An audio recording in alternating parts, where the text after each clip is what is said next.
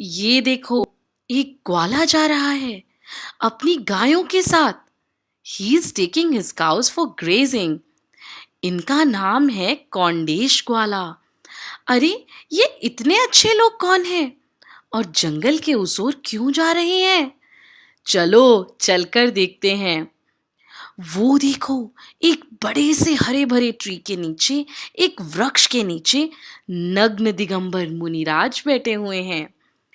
मुनिराज बोले, सभी जीव भगवान हैं।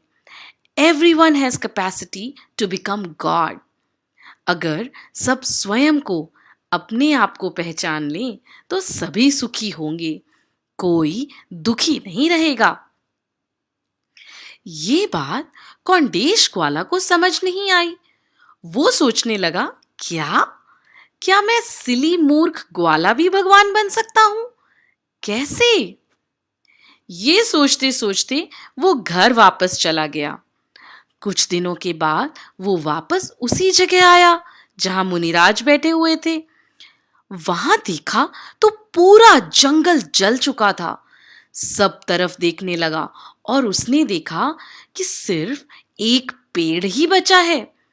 ये तो अभी भी हरा भरा है।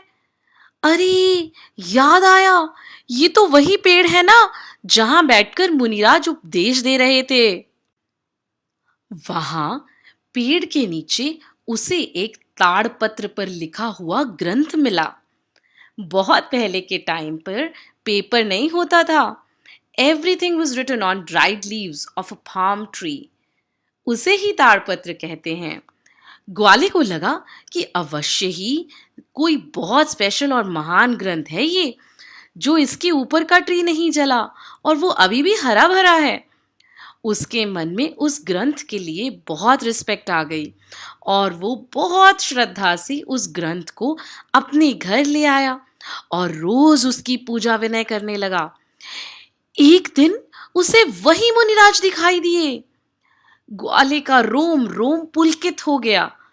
उसने सोचा कि क्यों ना मैं वो ग्रंथ इन्हीं को भेंट कर दूं, रिटर्न कर दूं, जिससे उनका ज्ञान बढ़ेगा और सबका कल्याण होगा। तो वो ग्वाला भाग कर उन मुनिराज के पास गया और बड़े ही ग्रैटिट्यूड के साथ उसने मुनिराज को वो ताड़पत्र वाला ग्रंथ एक्सेप्ट करने के लिए रिक्वेस्ट की। मुनिराज ने उसे बहुत आशीर्वाद दिया और कहा, you will soon find a way to your soul.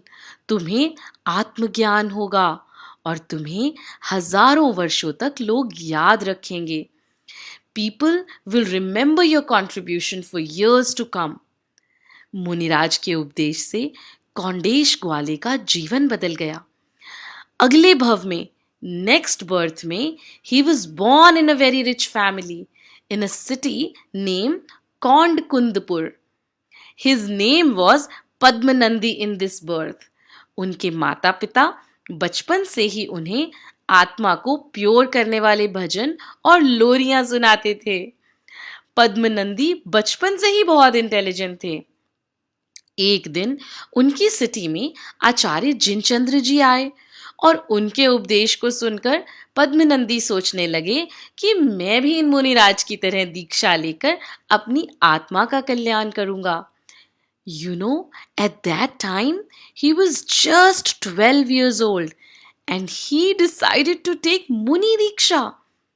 अपने पेरेंट्स की अप्रूवल लेकर 12 साल की उम्र में पद्मनंदी ने आचार्य जिनचंद्र जी से दीक्षा ग्रहण की और बहुत कठोर, बहुत डिफिकल्ट तपस्या की। 44 इयर्स की एज में पद्मनंदी मुनि आचार्य बन गए।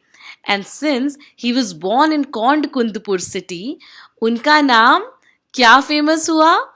कुंद कुंद आचार्य के नाम से। वैसे तो कुंद कुंद आचार्य के पहले भी बहुत से आचार्य हुए हैं, लेकिन do you know what is so amazing about कुंद कुंद आचार्य? He was the first Acharya in last 2000 years जिन्होंने आत्मा को प्योर बनाने की सीक्रेट को बताया, सबके कल्याण के लिए, और शास्त्रों में लिखा। कुंद कुंद आचार्य ने समय सार, नियम सार, प्रवचन सार जैसे 84 महान ग्रंथों की रचना की, उनका क्रिएशन किया। और कुंदकुंद आचार्य ने अपनी सोल को, अपनी आत्मा को सभी नेगेटिव इमोशंस से, कषायों से, कर्मों से फ्री होकर शुद्ध होने का रास्ता बताया, उसका सॉल्यूशन बताया। ऐसा कहा जाता है कि उन्होंने विदेह क्षेत्र जाकर सिमंदर भगवान के दर्शन किए थे। कुंदकुंद आचार्य was one of the most knowledgeable Pandit and supreme ज्ञानी आचार्य of our आचार्य परंपरा। तो देखा बच्चों, जैसे कौंडेश ग्वाले को पढ़ना लिखना भी नहीं आता था, लेकिन फिर भी उसने महान शास्त्र को सेव करके मुनिराज को दिया। उस ग्वाले को क्या पता था कि इस अच्छे काम का इतना बड़ा रिजल्ट मिलेगा कि वो नेक्स्ट बर्थ में इतने महान आचार्य बन जाएंगे। उनका नाम तो अमर हो गया and he became an integral part of our मंगलाचरण। आपने सुना है मंगलाचरण? तो चलो गाते हैं।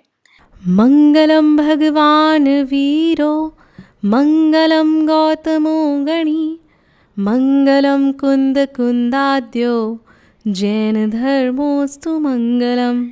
जय जिनेन्द्र।